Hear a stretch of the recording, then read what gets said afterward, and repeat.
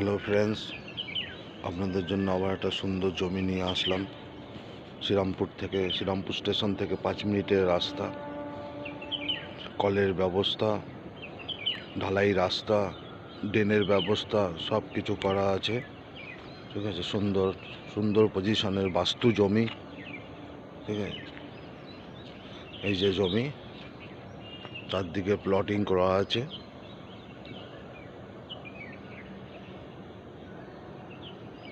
আর এই হচ্ছে main road.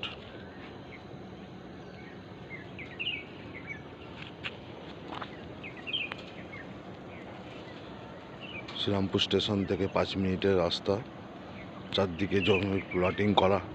এই রাস্তা ঢালাই চলছে। ঠিক আছে,